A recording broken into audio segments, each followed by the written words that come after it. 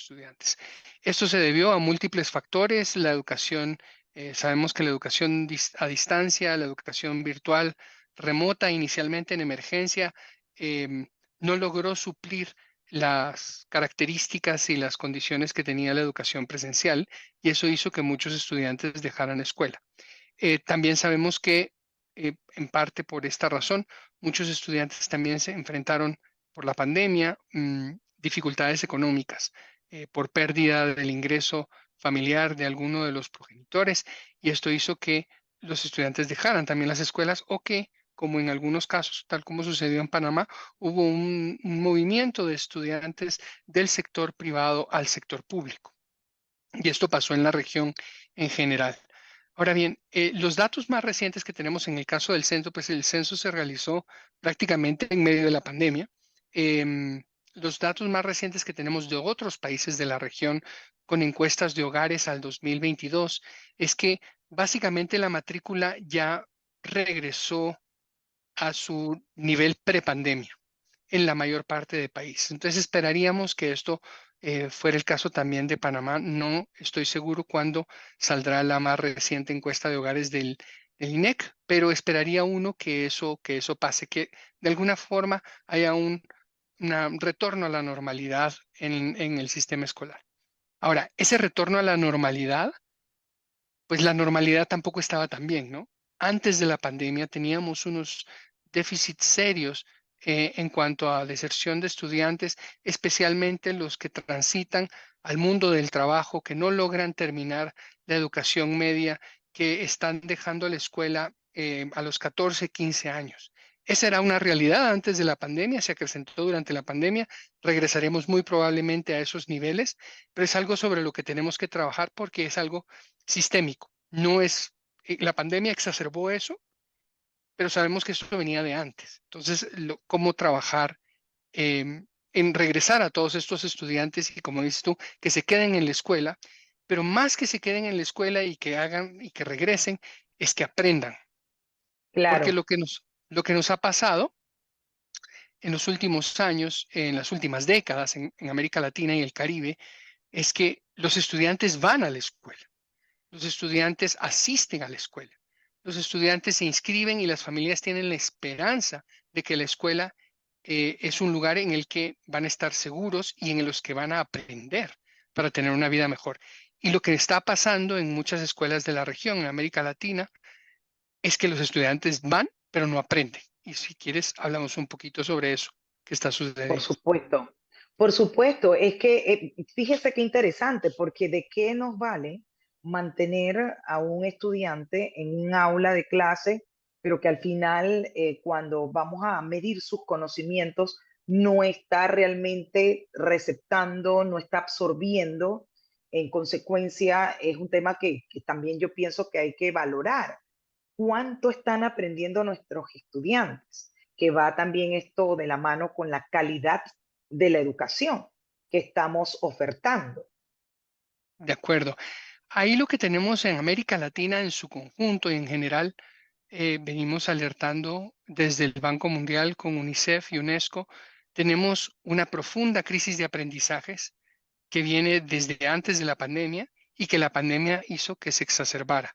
Más o menos, antes de la pandemia teníamos a la mitad de los estudiantes de la región que no podían comprender un texto sencillo acorde a su edad, leer y comprender un texto sencillo acorde a su edad a los 10 años.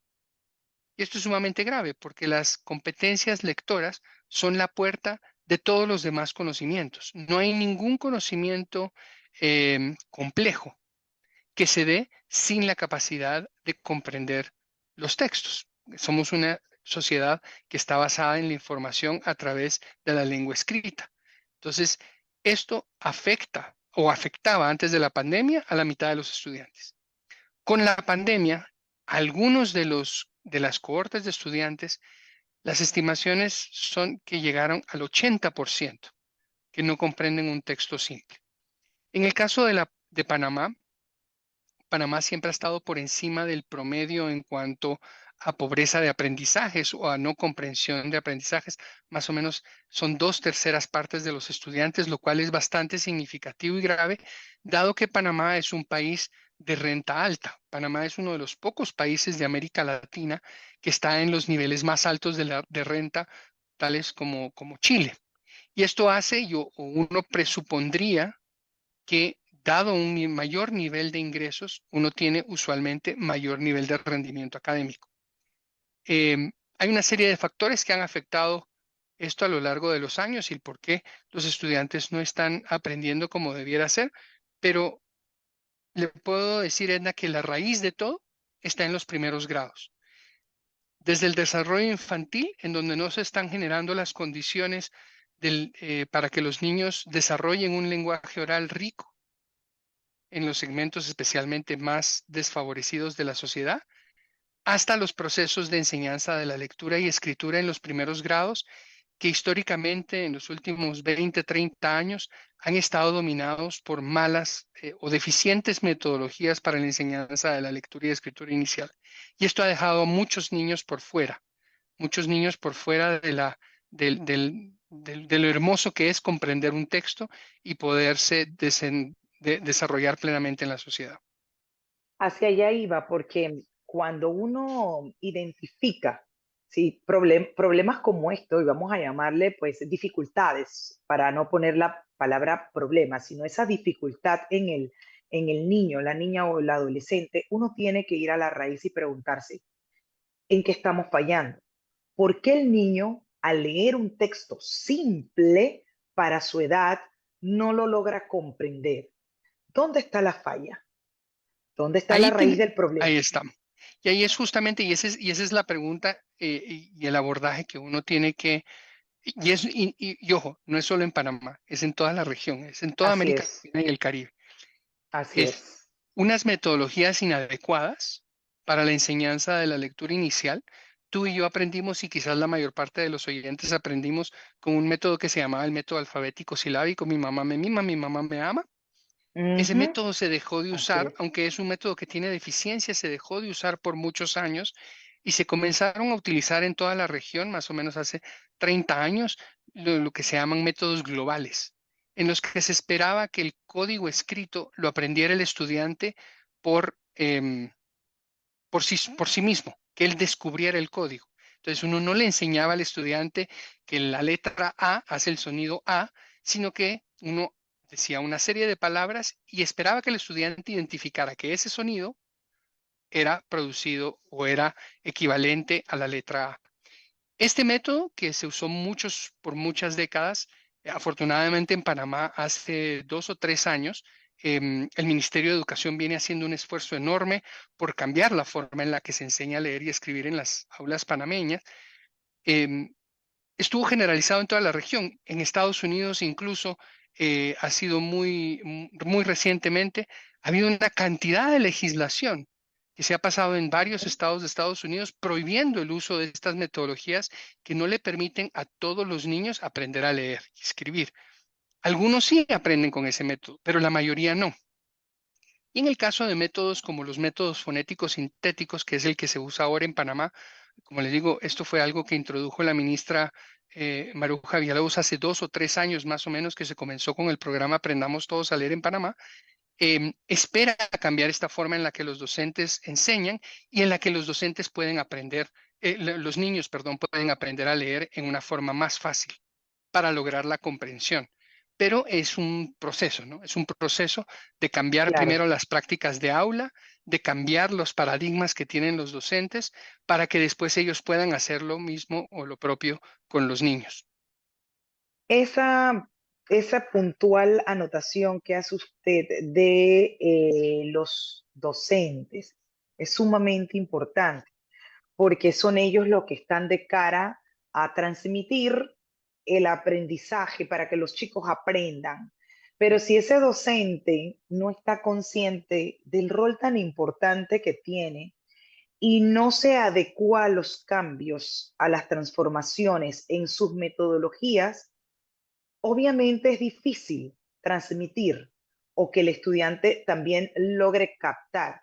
Hay profesores, y eso le pasa creo que no solamente aquí en Panamá, sino como bien anota usted en la región, hay profesores que a lo mejor son muy buenos, pero a la hora de Sí, transmitir los conocimientos no transmiten, no hacen no tienen esa manera de hacer ese bonding, crear ese bonding con el estudiante, de tal suerte que el estudiante le parezca hasta divertido tener esa clase y se muestre súper interesado en captar lo que el profesor le está tratando de transmitir. Y es que sí, creo que así no todo el es. mundo tiene esa facilidad de comunicación y de transmitir lo que sabe a otros. Entonces, en ese sentido, debería trabajarse o en programas que logren adecuar a ese profesor para que comprenda que su rol es importantísimo a la hora de transmitirle a ese estudiante una Sí, de materia. acuerdo. De acuerdo, no podría estar más de acuerdo. Tanto en la formación inicial en las universidades, que sabemos que las universidades en la región también tienen dificultades con los procesos de formación de los profesores, el proceso de formación inicial, como en la formación en servicio, el desarrollo profesional docente en servicio, hay que trabajar muy fuertemente en ambas rutas. Una para los profesores que serán profesores a futuro, que están saliendo de las escuelas normales o de la formación inicial universitaria, como aquellos que están en servicio.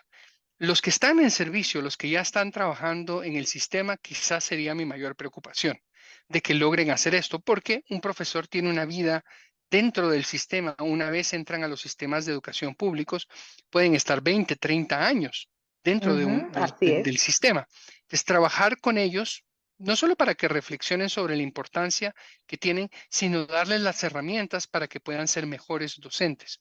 En parte esto se hace con materiales estructurados, por ejemplo, con capacitaciones y formación alrededor del uso de estos materiales.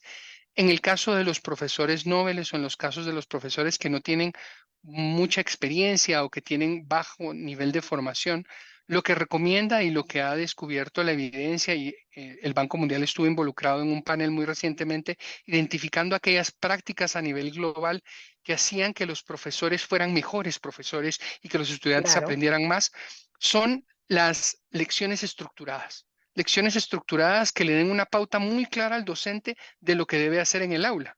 Casi casi diciéndole, bueno, cuando comienzo el día, hago un saludo a los niños, demoro 5 minutos en las que todos se saluden, se den un abrazo, se pregunten cómo vinieron hoy a la escuela.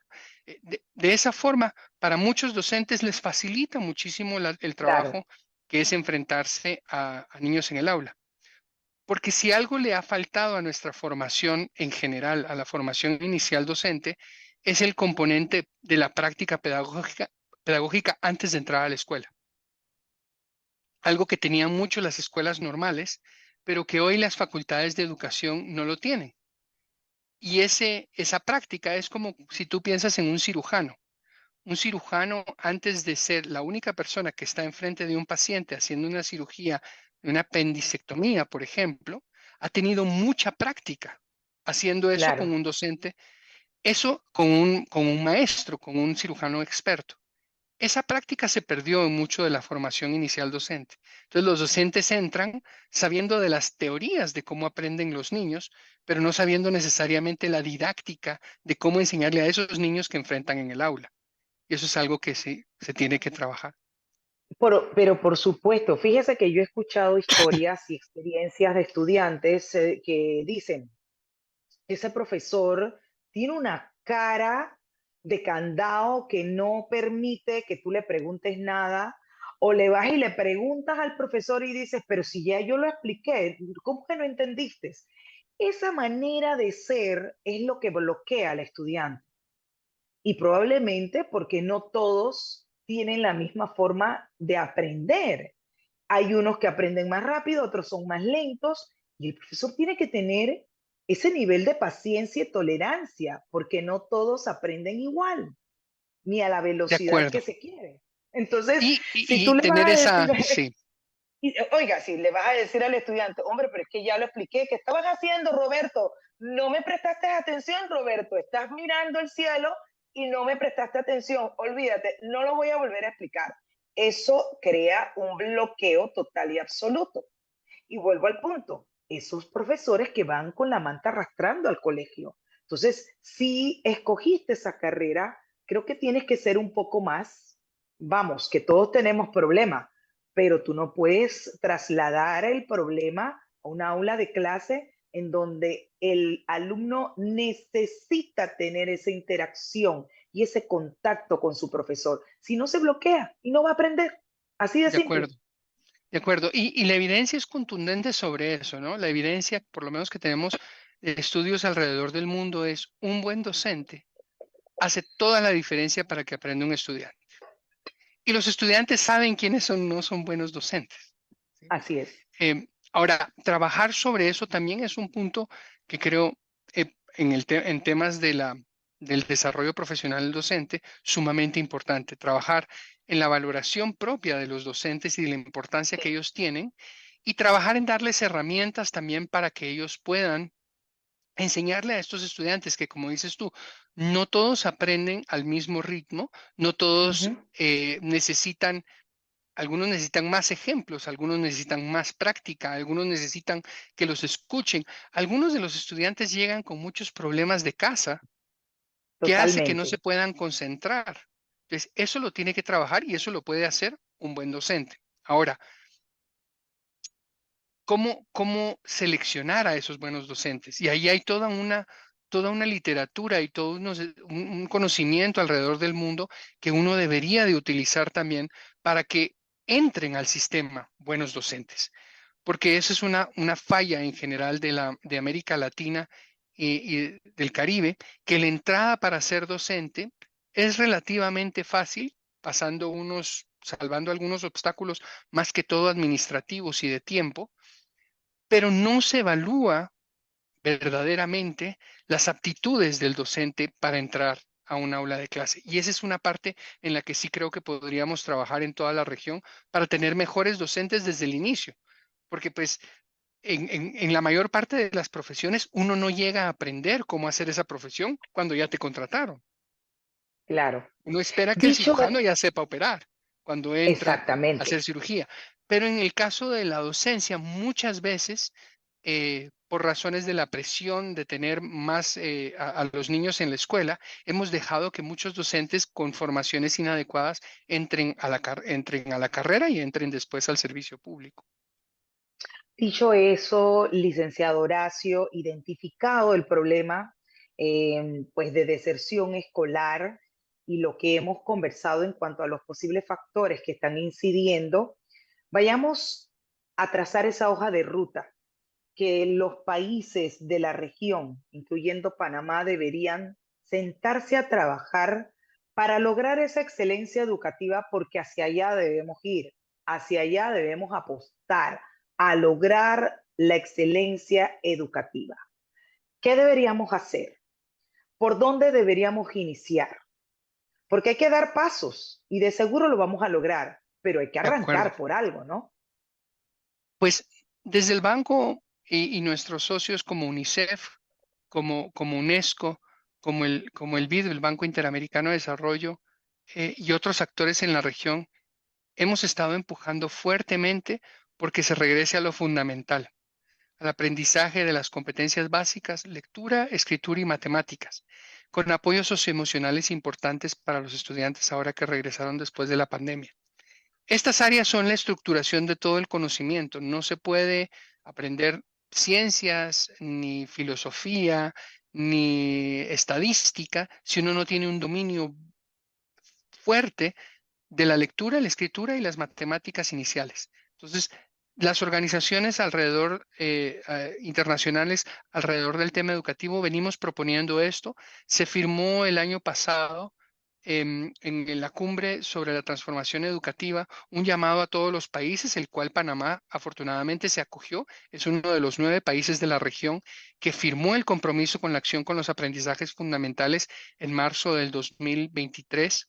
En esto Panamá es pionero en la región en comprometerse. Entonces hay que regresar a eso. ¿Y qué implica esto? El compromiso. Defini- me río porque ciertamente nosotros no nos tiembla la mano para firmar y suscribirnos, pero tenemos a ver, el compromiso es importante. Tenemos la voluntad, tenemos el Sí, compromiso, entonces hay que actuar en consecuencia con exactamente. eso. Y eso es parte de lo que nosotros pues estamos trabajando con los distintos países. En el caso de Panamá, te pongo el ejemplo particular, por primera vez durante la administración de la ministra Gorday de Villalobos, se tuvieron textos escolares para lectura, escritura y matemáticas en la primaria. Desde hacía 15 años que no se tenían textos escolares. Y eso es algo sumamente importante que hay que aplaudir a la Claro, administración de la ministra. En otros países se está haciendo lo mismo, pero Panamá, pues, en ese sentido está andando por el camino correcto. Hay que hacer un poco más, por supuesto. Hay que simplificar el currículum. Panamá tiene un currículum sumamente complejo, con muchas materias, con muchas áreas y asignaturas que no permiten a los estudiantes y a los docentes enfocarse en adquirir las competencias básicas. Otro problema que tienen nuestros sistemas educativos, y Panamá no está exento de eso, es el tiempo escolar. El tiempo escolar es muy reducido.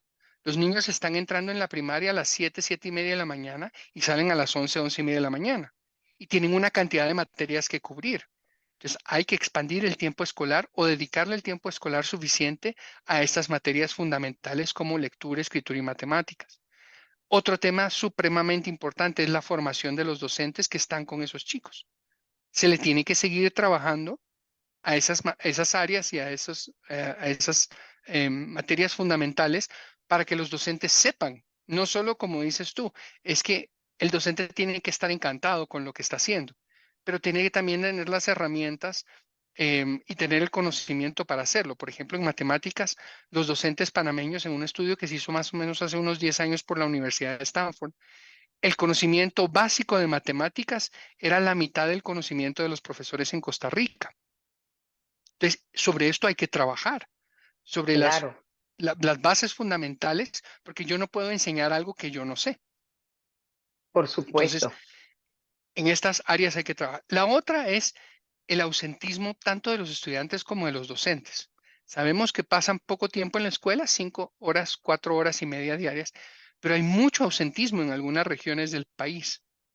En algunas de regiones del país en Panamá, los docentes no asisten regularmente por condiciones climáticas, por tareas administrativas, por convocatorias, etcétera. Esto pasa en toda la región también, especialmente en el área rural. Entonces, el tiempo efectivo de escolarización se disminuye y se reduce increíblemente. Esto no ayuda y no abona a que los estudiantes aprendan ninguna de las materias, no solo las materias fundamentales. ¿Qué se propone entonces con esto que usted señala que son pocas las horas que los chicos tienen para poder tener esa interacción, ese aprendizaje? ¿Se Pues, propone unas en, horas en otros extendidas? países, en otros países han hecho programas que se llaman de jornada completa o de jornadas complementarias para que los niños tengan más tiempo en la escuela. Por Ujú. ejemplo, ahora en Mendoza, en Argentina, en toda la jornada ampliada o la jornada extendida que están haciendo es para aquellos niños que no han logrado las competencias básicas en lectura y matemáticas. O sea, están enfocados a que todos logren esas competencias. En Argentina, en Buenos Aires, en la provincia de Buenos Aires, se extendió un día más, perdón, una hora más la carga académica diaria para que los niños puedan conseguir estas competencias. En algunos estados de Estados Unidos, en los distritos, por ejemplo, han reducido el tiempo de vacaciones, el tiempo de vacaciones de los chicos y también de los docentes para que haya más oportunidades educativas y los docentes tengan más tiempo de enseñarle a los niños que quedaron rezagados durante la pandemia. Entonces, hay muchas cosas que hacer. Lo que tendríamos que tener es una flexibilidad, porque yo sé que este es un tema que muy probablemente le crispe el pelo a muchos Sí, actores, pero hay que tener mucha flexibilidad en este tiempo, especialmente en este tiempo después de la pandemia, para enfocarnos en la construcción más básica de capital que tiene un país, que es el capital humano. así es. Y Y bueno, sí, para mm, concluir, licenciado Horacio, recomendaciones muy puntuales de este análisis que usted ha hecho de cómo estamos nosotros dentro de los países de la región con relación a la deserción escolar versus la educación la calidad de la misma, la valoración que se deben hacer a los docentes y, por supuesto, pues esa hoja de ruta que hay que trazar, pero sobre Bueno, todo priorizar en materia de educación. Y con eso concluimos. bueno, en términos de la deserción, hay que entender, y esto es algo que yo aprendí de un exministro de Educación de Costa Rica que se llamaba Leonardo Garnier, que es, los niños no desertan, a los niños los expulsa el sistema. Nosotros tenemos que estar conscientes que somos los adultos los que le fallamos a los niños. Los niños no se van porque quieren. Los niños se van porque no les damos las competencias, porque no les damos la atención, porque no les damos el cuidado que deberían o que merecen tener, y por eso se van, los expulsamos. Y reconocer esa responsabilidad que tenemos los adultos del sistema educativo con los niños creo que es el primer paso más importante para dar la deserción. Y hay que salirlos a buscar estén donde estén. Los esfuerzos después de la pandemia en algunos países de ir a las casas, por ejemplo, en Guanajuato, México, hicieron una brigada de, de funcionarios de la Secretaría de Educación y de docentes de cada una de las escuelas a ir a tocar puertas porque este niño no está en la escuela. Este niño estuvo hace un año, este niño estuvo hace 2 años, ¿por qué no está en la escuela? Necesitamos que regrese. Y de flexibilizar, de entregarles, porque algunos niños o chicos ya están en sobredad, porque han perdido lo que tú mencionabas, han perdido varias veces una materia o han perdido varias veces un ciclo académico. Entonces, entregarles opciones flexibles para que puedan seguir educándose, no Claro. al mismo ritmo y con la escolaridad convencional, sino hacer programas por las tardes si tienen que trabajar o hacer programas duales en los que permitan el aprendizaje de algún oficio y logren sacar una titulación. Porque lo que sí sabemos es que los chicos que no se logran titular, que no logran terminar la educación secundaria, es muy difícil que logren salir de la pobreza. Es muy difícil Definitivamente. que sin esas titulaciones, que aunque no hayan aprendido tanto, la titulación le da la llave para entrar al mercado laboral.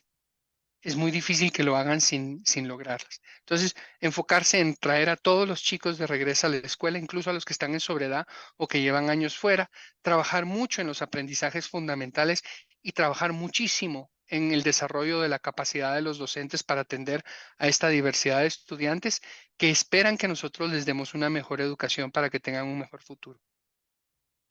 Me encanta de verdad esta interacción que hemos tenido. Ha sido para mí extraordinario compartir con usted, licenciado Horacio. Me quedaría toda la tarde conversando de este tema, que para mí, pues el tema de la educación me apasiona, pero el tiempo nos alcanzó. Sin embargo, lo voy a comprometer para que en posteriores oportunidades volvamos a traer el tema porque da para mucho más. Si me lo permite, Muchísimas lo gracias, doctora comprometo. Edna. Con todo el gusto Un estoy siempre con usted y abrazo. sus oyentes. Un abrazo. Oiga, le mando un fuerte abrazo y Igualmente. gracias una vez más. Muy Muchas amable gracias a usted. Gracias a usted y a sus oyentes. Chao. a usted. 3:44. Vámonos a una breve pausa, pero al volver ya está aquí en esta sala virtual el licenciado